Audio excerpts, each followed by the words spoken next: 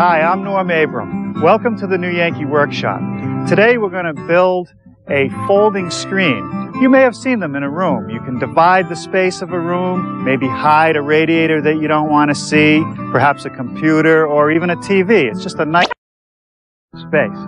Now, most of the ones that we found were wooden frames with fabric in between, or often translucent panels. But being that we're woodworkers, we wanted one all wood all the time. We found one that we really liked. We'll show you that next.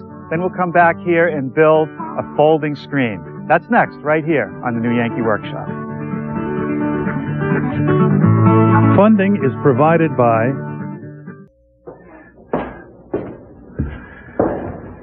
Well, this is a real New York treasure house. This place is filled with wonderful antiques. It's the home of Lee Kino Antiques, and he brings in pieces from everywhere and then offers them for sale. Look at this. Beautiful Queen Anne highboy. Beautiful brasses. Nice elegant Queen Anne legs. Really a classic piece. And over here, a real piece of antiquity. This Windsor chair called a comb-back Windsor chair because of the way the spindles come up through the back. And this table, you better have a big pocketbook if you want to buy this. It's really rare. It's a drawbar, drop leaf table, very old, and you can just imagine all the meals that were taken at this table. Now here's the piece I wanted you to see. It's a wooden room screen made out of wood that is pine. And what I want you to notice are the panels, these raised panels. A long, narrow panel, a smaller panel in the middle, and another long panel. I really like that look. There's a great idea here. We'll take some photographs, go back to the shop, and build one of our own. Well, here's our version of a folding screen.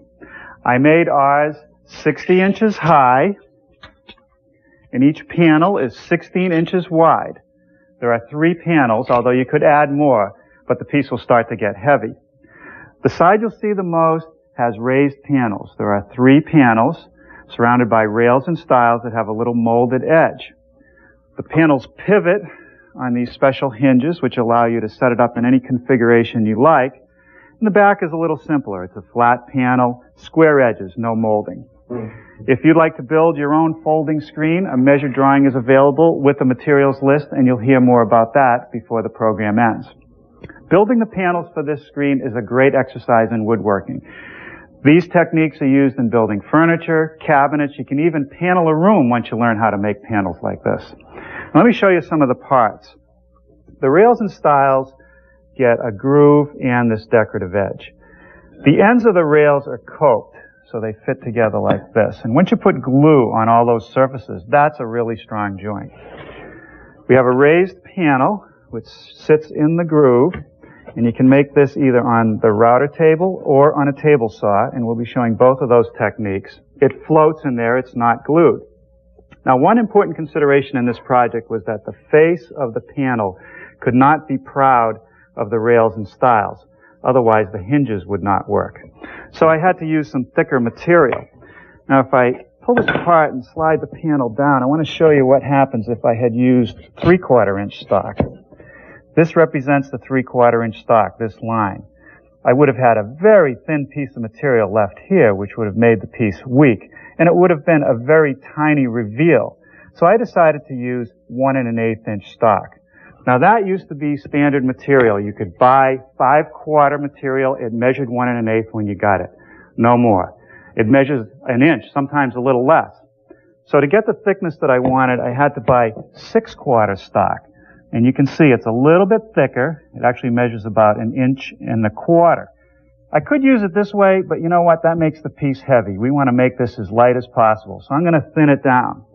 I start by ripping the stock, the width I want, rough width. And if I sight down these, I can see that it's not perfectly flat. There's a little bit of a wave to it. So I'm going to flatten that on the jointer. That's the first step. Before we use any power tools, let's take a moment to talk about shop safety. Be sure to read, understand, and follow all the safety rules that come with your power tools. Knowing how to use your power tools properly will greatly reduce the risk of personal injury. And remember this, there is no more important safety rule than to wear these safety glasses.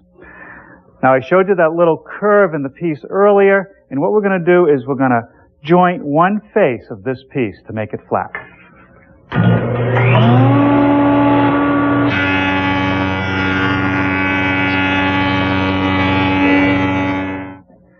Now it's time to make the pieces uniform in thickness, and for that I turn to a surface planer. This is a portable surface planer.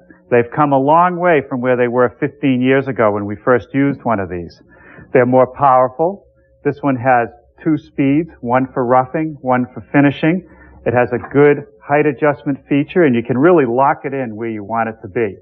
So we're giving this one a try.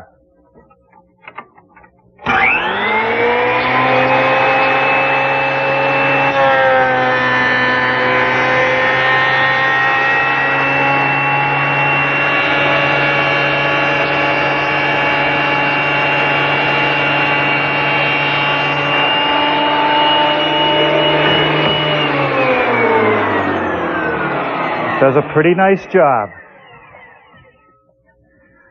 With the faces of our stock complete, we now want to deal with the edges. I want them to be straight and square. If I set this piece on the joiner, you can see that it's hitting down at the end and over here, but there's a gap in the middle, which means it's not straight. I'm not sure if it's square, so I've set my fence to 90 degrees. When we run it through, it'll square it up and straighten it.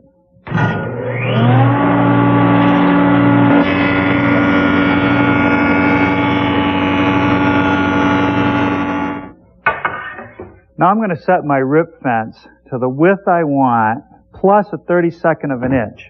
Place that freshly jointed edge against the fence and rip it.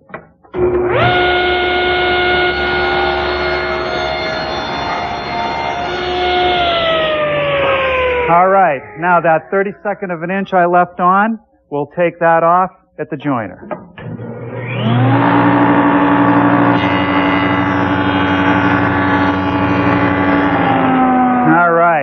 Nice and square and uniform in thickness. Now we're ready to do something with these pieces.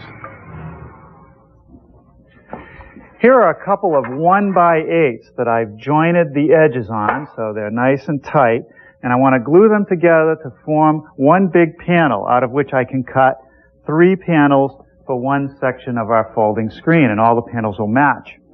No biscuits on the joint, just glue. However, I'm going to use this brown glue. Same as the yellow carpenter's glue, except it conceals the joint better on these dark woods. And when I clamp these together, I just want to put enough pressure to bring the pieces together. I don't want to squeeze all the glue out of the joint. Now it's time to cut the rails, and I want them to all be exactly the same length. So I use my miter box, which has this adjustable stop, which slides up and down this tape measure. The closest I can get the stop to this saw blade is about 18 inches, and I only need a 12 1/8 inch long piece.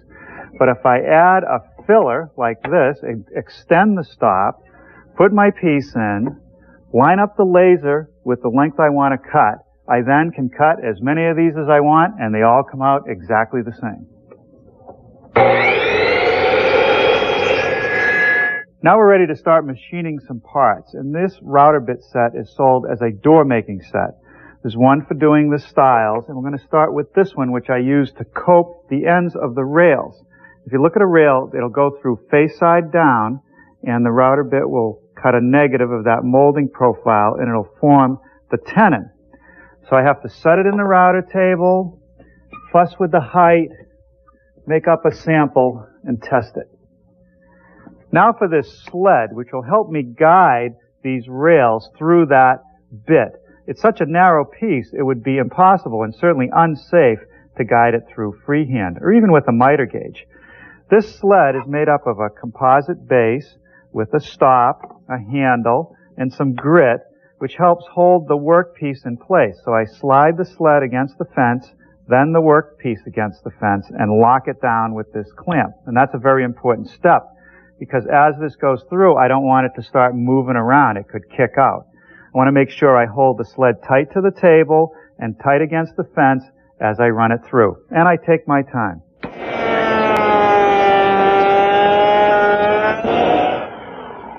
All right, that looks pretty good. That's the test piece. Now we can run the real rails.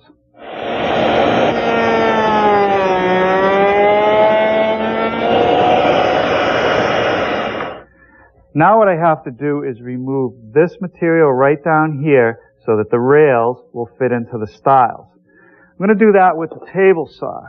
I'm going to sight down by eye right along this edge, and I'll leave it a little bit long to start, run it through with the stop, and then keep moving the stop over until I get a very precise cut.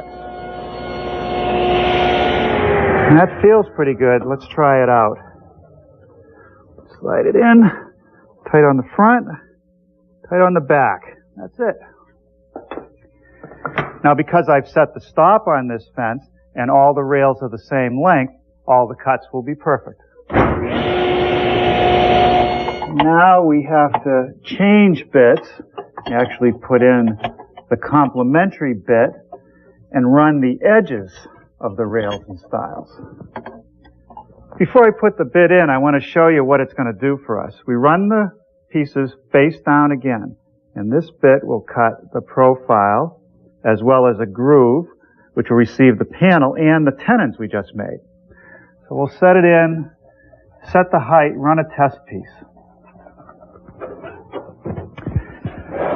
One more thing before I run the sample. I want to put a featherboard on. So I take a piece of stock, run it up as close as I can to the fence, put this featherboard on, and clamp it in place. And what this will do is keep the stock tight to the table as I run it through, and it also prevents the stock from backing up.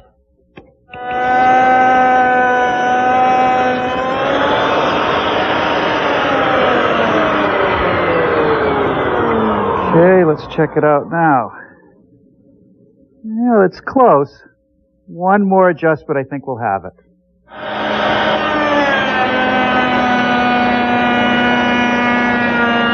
I'm going to do a quick dry fit here to see how all these pieces come together, and it looks pretty good. So we'll call it a day for today. Tomorrow we'll show you how to make raised panels, and we'll put all these things together to make our folding screen.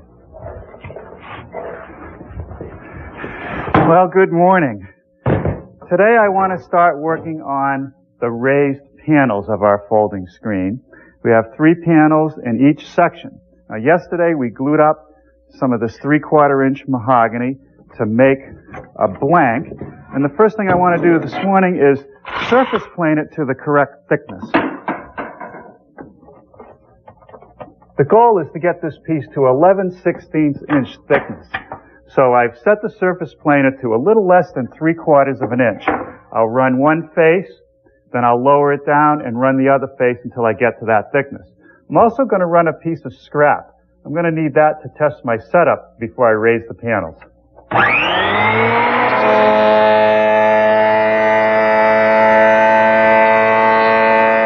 Now it's time to cut the panels to length, and I'm going to use our homemade panel cutter. You've seen us use this before. It's real handy when I'm taking big pieces like this and I want to get all the pieces perfectly square. I'm going to square up one end, cut the top panel, label it, then the middle panel, then the bottom panel. I want them all in sequence. Okay, the top panel is 19 11/16. Okay, now I'm going to flip it around, align that mark with my fence, and that'll give me a very accurate cut.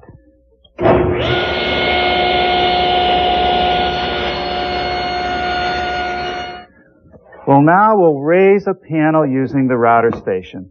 This is a panel raising bit, a real heavy-duty bit with thick carbide and this ball bearing guide. I'm going to set it in the router, tighten it down, and I'm going to slow the router speed down to its slowest speed. This is a big bit. I don't want it spinning too fast.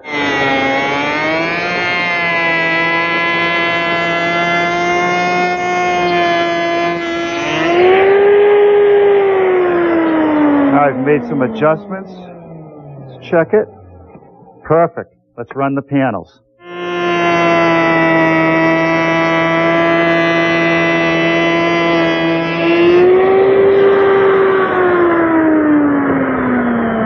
All right. A nice raised panel.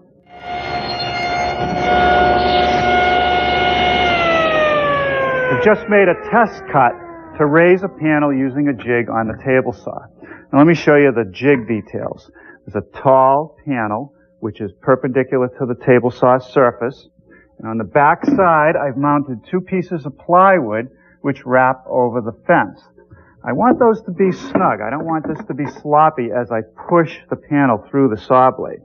There's also a stop back here against which I set the panel to give it support as I run it through. And then I have these slots if I need a clamp to hold the panel in place. The blade is tipped to 20 degrees. Now I'm ready to run a panel.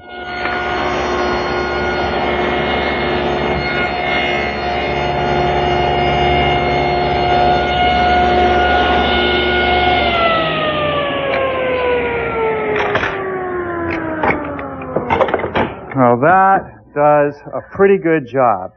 It will require a little sanding before assembly, but this system works great. Let's take another look at our prototype. While doing our research, we noticed that a lot of the screens had a flat bottom, and that can be trouble on an uneven floor. It's very unstable. So what I decided to do is cut out a little bit of an arch, and that creates these feet on which the panels sit, and it makes it easier to set up and more stable. Now here's the lower rail, all machined for one of our panels. And here's a template I made of the cutout. Mark it and cut it out at the bandsaw.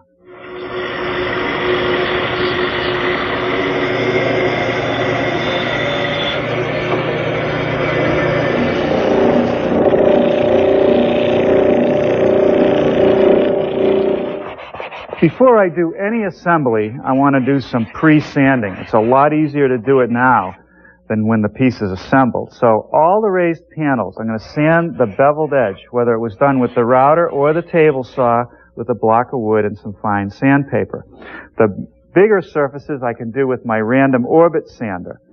I also want to take the time to grab all the rails and stiles, and you can see planer marks, little wavy marks. But with a block of wood and some sandpaper, I can smooth it out in a few seconds. Also, there's little ridges on the edge of the groove, so I just hold the block on an angle and knock those off. It's a lot easier to do it now than when the piece is assembled.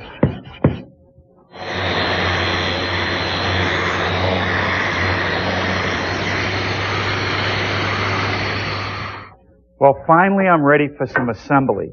And I took the time to build a jig to do the assembly. That'll ensure that everything is nice and square and located in the right place. It's a piece of 5/8 CDX plywood with some 1/4-inch stops that I located in the exact place that I want the pieces. Here's one for the top rail. Here's some pairs for this intermediate rail. Another one here. Once I start applying the glue, I don't have a lot of time to line these up, so this jig really simplifies that process. Now, I want to mark where to apply the glue. So I'm just going to put a pencil mark at each location. I'm going to stay away from this molded edge because if the glue squeezes out there, it's going to be tough to clean up. I'll mark all the intersections, and then I'll be ready to apply some glue.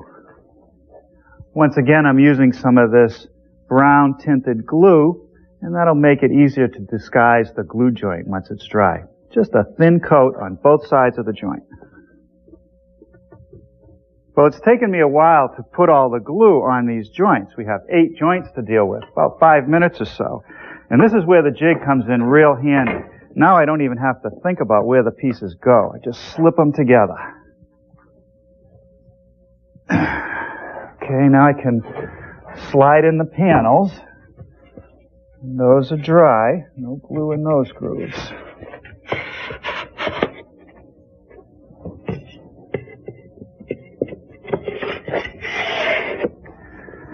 Okay, and now the other style.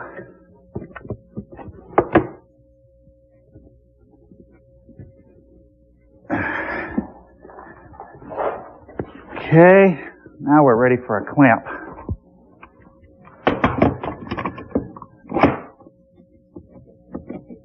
Okay, a couple more clamps. Set this one aside to dry and build the other 2.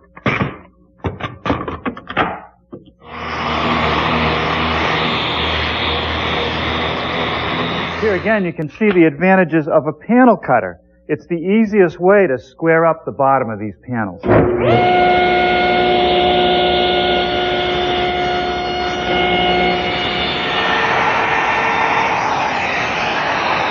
Now an 1/8-inch radius bit helps round over all the sharp corners.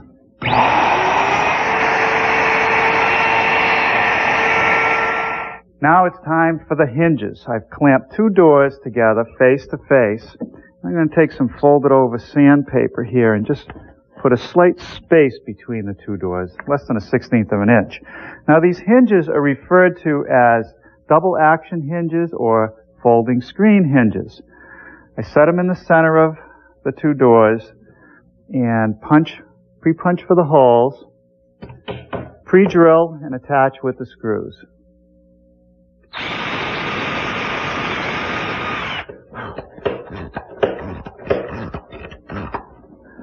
Well, there it is. One folding mahogany screen. Ready for the finishing room. For a finish on our folding screen, I want to make this mahogany look a little bit richer. So we're using a red mahogany oil-based stain, and I put it on fairly liberally and wipe off the excess. If I want it a little bit darker, I can put on a second coat.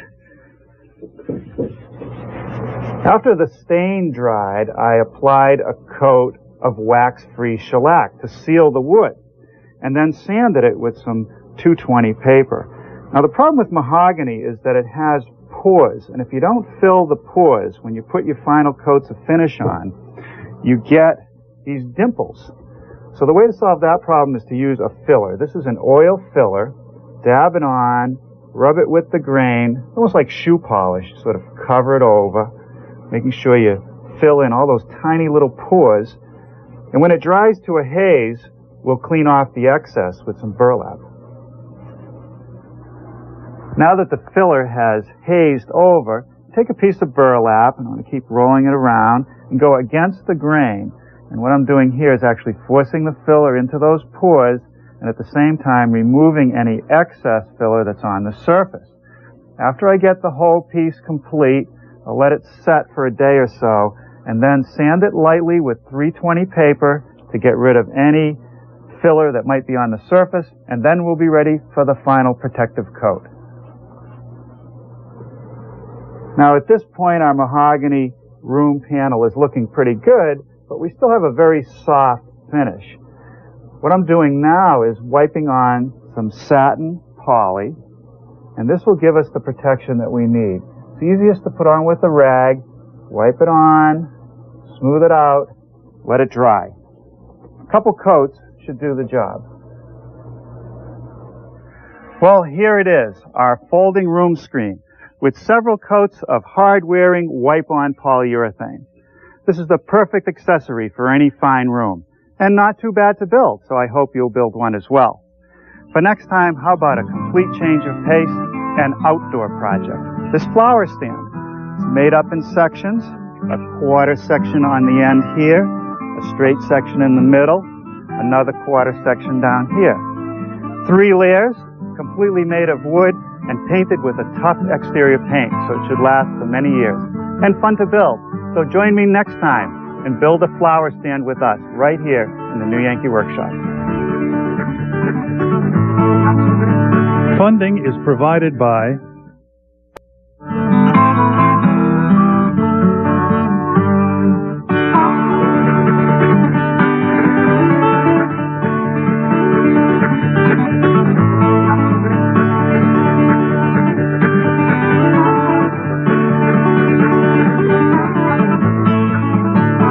home video or measured drawing of the project you've just seen, please call 866-545-9708. And for more information, please visit our website at newyankee.com.